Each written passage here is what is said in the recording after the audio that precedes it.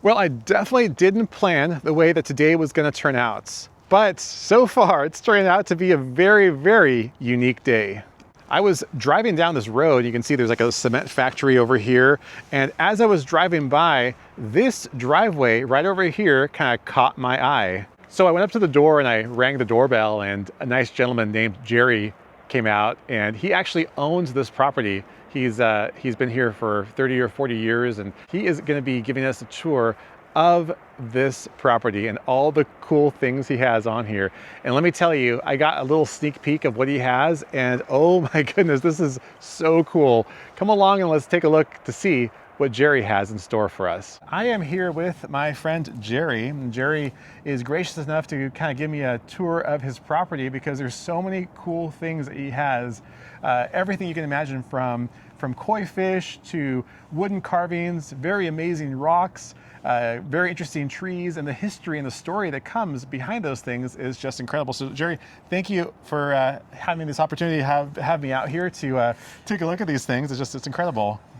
So. Well, thank you for appreciating it. Of course, of course. No, it's awesome. When was it the first time that you started was it with your dad that you started building these things here, or did you start afterwards to kind of make this place the way it is now? Well, I'm an artist, and my dad was an artist, and we started collecting things together, and it just kind of progressed. He never stopped, and I never stopped, and appreciation of art. You are kind of like secluded back here, so I'm sure you don't have a lot of people that drive by and see these things. So it's an honor for me to be able to kind of document some of these things for you and share it to the world, because it's something that you don't see every day, you know. Yeah. So well, I'd let anybody in that just wanted to appreciate art. Yeah, I started out as an artist, made my living for years. What kind of art did you do? Everything, from scrimshawing to painting, jewelry, and I made my living off of it when I was real young. And Interesting. Just a little of everything. Then I got into construction because it made more money. That's true. I know. It's always like that, right?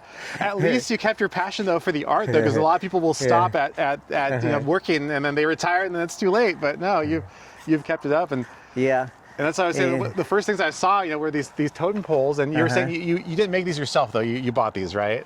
Yeah, I did buy them. That's good. And this place just keeps going and going. There's every little corner. There's something unique. Going on. Yeah, more totem poles, and I'm a collector of landscaping rocks. These come from Montana. They're not volcanic, but they're formed by coal strips burning underneath the ground and then melting the rock above. They call them shale. Wow. And they're melted, and a million years later, they get eroded, and then then you can find them above the surface, and they're legal in my part of the country because that's part of my family, Eastern Montana. Yeah. I don't. That's cool. Look at all these. You can see all these layers, just how they were kind of smashed together and formed over those, like you said, millions of years. And these are a lot easier to move than the big one that you had there, but they're still, I'm sure they're not very light either. And these rocks are sandstone. They're formed. At one time, Montana was underwater, and then the water level went down, and then the land got eroded away, and they get this certain layer of rock gets eroded, and then you can pick them up, and they're really cool. They're really unique. That is amazing. And this one here comes from Montana, and it's in the lake when it was underwater. By ocean, and big rocks formed, the elements collected, minerals, and it formed rocks. And then when the water level went down, they deteriorated and they fell apart in pieces. Huh. And that's what formed this. That's amazing. Oh, it's so smooth, and that was my favorite one when I saw it earlier. I thought it was, pretty fragile to move something like this that far away, but apparently it made it in one piece. Yeah, I hauled it in my boat, my little boat. Oh wow. Did you have to use a crane along the shore? Oh, did you use a crane for this one too, or was it light enough to pick up? That's a totally different area where I didn't have to use no equipment. Okay. We managed to get it on my boat and get it home to my little place in Montana. In Montana, yeah, that's cool. It took a lot of time and work and a lot of pressure on me, snagging them out of the mountains. They might not know what these are. I ain't gonna say my name. Yeah, no, exactly. Well, here's the thing: is like, tell me what these are actually for people that don't know what they are. I mean, they look really cool. They're cedar roots. Cedar roots, okay, awesome. Now, do you see them like this already laying there? Or at one time, back in the 40s and 50s, they cut these out and used bulldozers and uprooted them. And then after years, they cleaned themselves, and they're just laying there. But they ain't exactly for anybody to take. So of course. But anyways, I figured they're better off at my place where they can be appreciated than they are in the mountains where they'll erode. Exactly. No, well, they catch on fire or something. I'm not hurting anybody. No, they're still here. They still exist, right? You can appreciate them as well. So that's amazing. And are these pretty heavy as well, or are they? They are. Yeah. Some of them weigh a ton. Wow. All the more totem poles up here as well. Some of these have like a Disneyland vibe to them as well. Like when you go to Frontierland, and you see some of these totem poles that they have over there too. That's awesome. Look at this little guy over here. He's a happy little guy. You got the fish back there as well. Yeah, that's cool.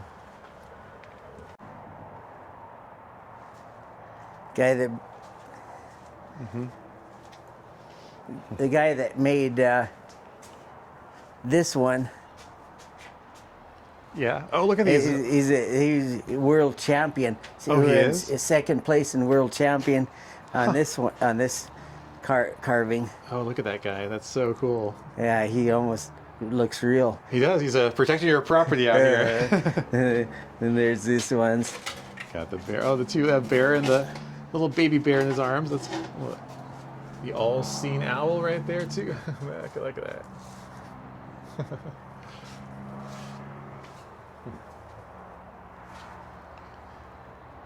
Yeah, so many neat things. It's a lot of memories here with. Yeah, your dad. I've added pieces of wood in ornaments. He bought some ornaments. I brought in a lot of accent pieces to it, and that's a rare eagle that's up there. Oh, is it? Yeah, there's only like 2 of them in the state made. That's so amazing. One of them, the other one is at the Yakima Armory. Where do you find all these things? You just know a lot of people in the area that make these things, or just Well, over the years, you just find things. just come across them. Yeah, you look for people that make cement work, and other artists, and you just buy as you go. Buy as you go. Yeah, as you go. Years of collecting. Exactly. At least you have the space. You have the space for all the things here. We made this into a tomb for my parents, and when we built it, and that's where my parents' ashes are. That's where mine will be, and that's where I retired my dad's tractor. I got other equipment not long after that, but. Yeah, so through those wooden doors there is basically like a little sanctuary. It's a wooden door, and it has their plaque on it, and inside it has tables and sentimental things inside of it.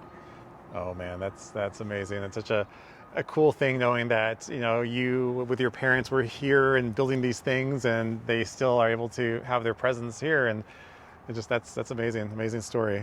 You want to go on further about landscaping? Let's do it. No, it's there's like I said, there's so many layers not only to the things you have here, but the layers to the stories that go behind them, which is really neat.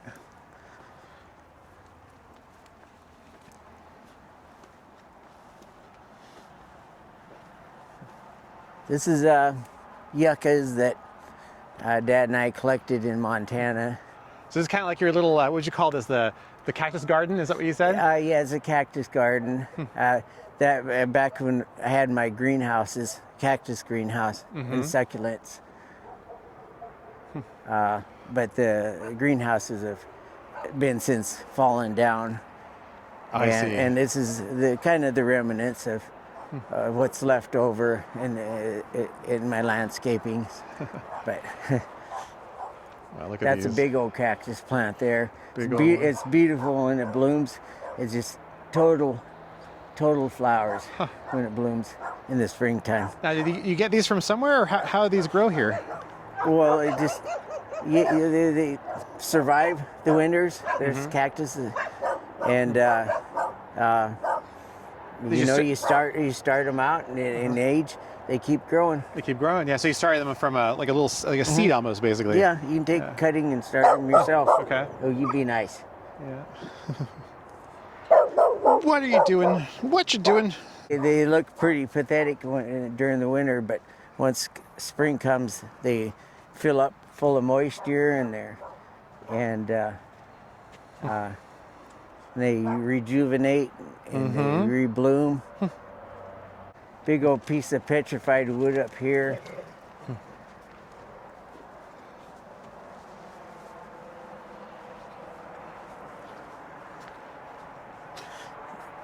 That we collected up in the up by between Ellensburg and Yakima. Yeah. And along the river. This is my doggy graveyard. Doggy grave. Oh, look at that. I got plenty of them. I'm sure. Oh, all the stories, all the memories of your doggies, right? Gosh, no, that's amazing. They're just playing around. You guys are having too much fun. You're also in the tree business, right? Yeah. Yeah. So you're mostly just cutting trees down, or what do you specialize in? I specialize in perfection. You know, like making them look like bonsais, and I also take down big trees. Okay. You see, I have some equipment to do it with. This guy just hanging out in the tree. That's cool.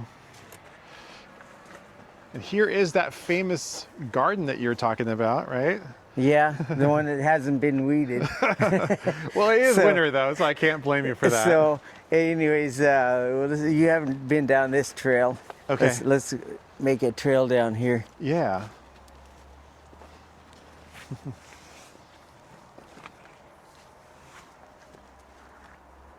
That's so cool. Well, I can imagine this though without the weeds. You know how amazing this would look, like a little sanctuary. Got a rooster.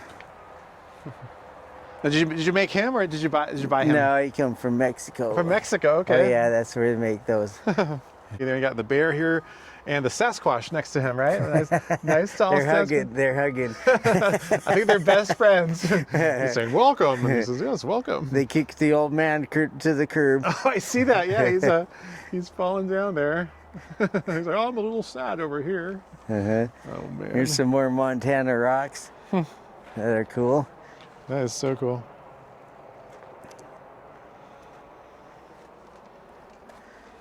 My mushrooms. Your mushrooms, yes. And then the old mountain man in the tree. Oh, look at him! That's so awesome. he's hiding away inside. Almost like his little portable outhouse that he's inside of. It just keeps continuing, right? I got a few bonsais in here. Little bonsai. You got a I'm lady still right an here artist. that's doing a little a little dance. And this is the bonsais. You were telling me about the bonsais. This is amazing. Look at this. Wow. Just like, regular trees, they during this time of the year they'll lose their leaves, obviously, but they're still alive. They're not. Oh yeah. They're not dead. And so, oh, look at those. Yeah, that one's still green, more of an evergreen type. It looks like. And some of these I'm still in training before I put them in a bonsai pot. How long does it usually take you to make one of these? It can take any time from 1 year to several years of trimming and training before you decide to put them in a bonsai pot. I see. To appreciate the bonsai look. Did you start just doing these by yourself, or did you take some training to how to do them? Or? Seen someone about 30 years ago that was a bonsaiist, and I was intrigued by the art and the uniqueness. Bonsai is an art. It's not a particular tree. It's a tree in a pot that's made to look like an old tree rather than a young tree. Yes. And sometimes if you do a really good job over the years, you take a picture of it and you think that tree's 100 years old, but it's not. Yeah, exactly. Yeah. Or it seems like it's really tall too, and it really is not. Perspective of it. Yeah. Yeah. That's the goal, is to make it either unique, like this one, how it droops over and makes a little umbrella, and you can see through the center. This one has little wildlife animals down below too. Got the bear, the deer, and then that is definitely art. That is for sure. You're in the process of also making a little koi pond back there, right? Koi pond. Yeah, let's take a look at that. Yeah, I'm really curious about that. Yeah. Hopefully I'll get it done the way I want before I die. But we got the beginnings of a first level up there, and it's going to stair step down into here, and then this whole area here is going to have fish in it. This will be the first step. We're almost there, but we've got a little ways to go. Exactly. With the liner and stuff. But so different levels, and this is the second level, and then you were saying this is the third level down here, right? The third level. The third level. Yeah, down there. That I got the hole dug, but I haven't got. I got to get this one finished before I can get this one finished, and then there'll be the main koi down here. So inside of your, what you call the man cave, right? Yeah. This is your man cave, and if you want to see it, I would love to. Yeah, that's the man cave right here, and wow, look at the size of those things. Those trophy are horns. Huge. Like I said, it's a man's cave. Yeah. Oh, those are amazing. African arts. That's cool.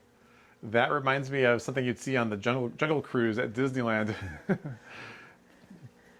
Well, these are my beginner kois right here, and those are the one. Okay, yeah. Let me. So these are some of the ones that you have in the aquarium. Look at that guy. He's all excited. He's like, "What's going on? What is that?"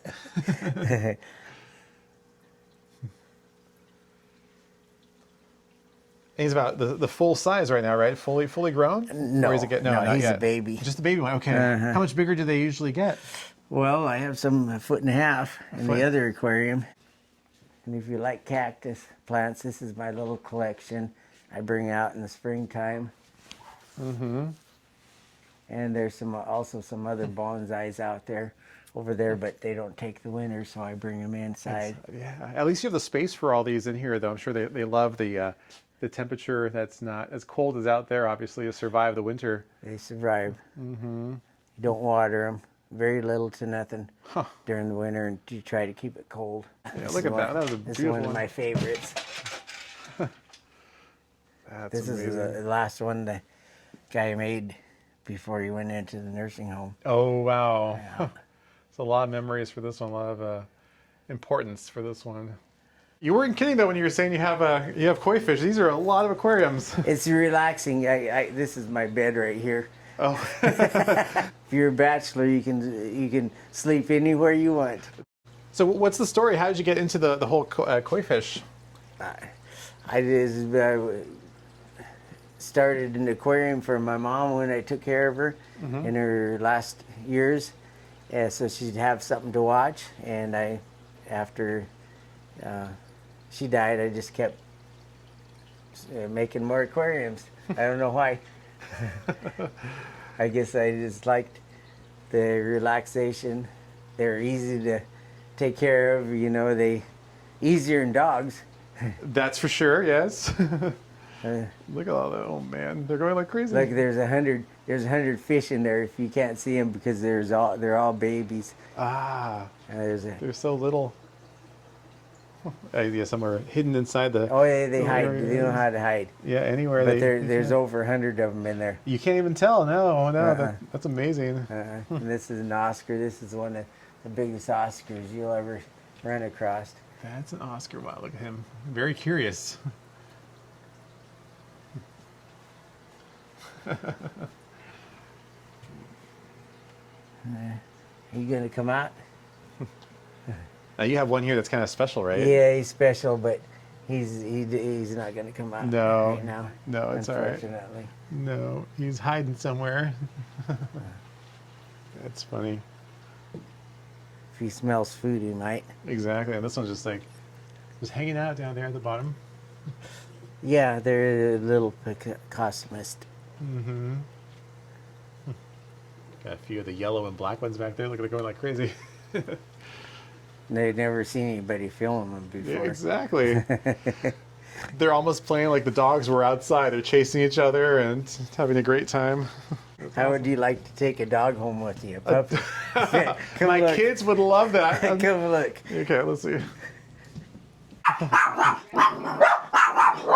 Oh my goodness. Aw, look at him. That is so cute. You gonna take one home with you? I wish I could. That would be amazing. My kids would love that. Those little guys. They'll love you even more if you do. I know. Pure white ones are rare. Uh-huh. And these are unique. This one's my favorite. I love that color. Look at him. This little cute little face. He's perfect. He's perfect. Colors. It is, yeah. That's amazing. Aw. We got some more puppies though, right? No, I wish I could. One of his beefaloes. Beefaloes, interesting. Pretty proud of. It's like a mixture between a buffalo. That's him on his tractor. Oh, that's the tractor. Yes. Yeah, that was the last day of his life. Are you serious? Mm-hmm. Oh man. Whoops. Yeah. He was hauling brush, and he died in his sleep. Oh wow. That night. Mm-hmm. Yeah, that's an incredible story, huh? That's why it's so important. That's the picture of that tractor. And that's why it's so important that you have it out there next to where he's laid to rest, you know, because that's, wow, incredible. Jerry, well, it was a pleasure to meet you. I appreciate all the time that you gave me to kind of show me everything on your property and walk around the whole thing. It's amazing. Like I was telling you, we walked it first before I started to film this, and the second time I saw more things than I did the first time. I'm sure that you do that as well. But Jerry, thank you again. We'll have to be in touch. I appreciate all your time and everything. That was amazing, and I'll have to come back out here maybe in spring or summer and take a look at things when they are all in bloom and green, right? And behold, another. Look at it after I get my garden weeded and my bonsai garden weeded it's beautiful. Yeah, no, it is beautiful. I can see all the love that you have for it and all the amazing layers of everything, and I'm sure it's going to be amazing in spring and summer. But yeah, Jerry, thank you again. I certainly appreciate your time. Okay then. All right. Before I left, Jerry told me to make sure I came over here and to take a look at this really cool tree. He calls it the alien tree. And for sure, it's like something straight out of Men in Black with those long legs and arms that they're trying to walk around the ground being a clumsy alien. Well, I hope that you enjoyed this kind of video. I think it's something that I should try more often, where I just randomly go up to a property that has something cool going on or something unique and ring the doorbell and see what happens. If you enjoy this kind of stuff, please hit the like and subscribe button. That way you can be notified the next time that I post another quirky video just like this one. Until then, I hope you have a great day, and I will see you soon. Take care.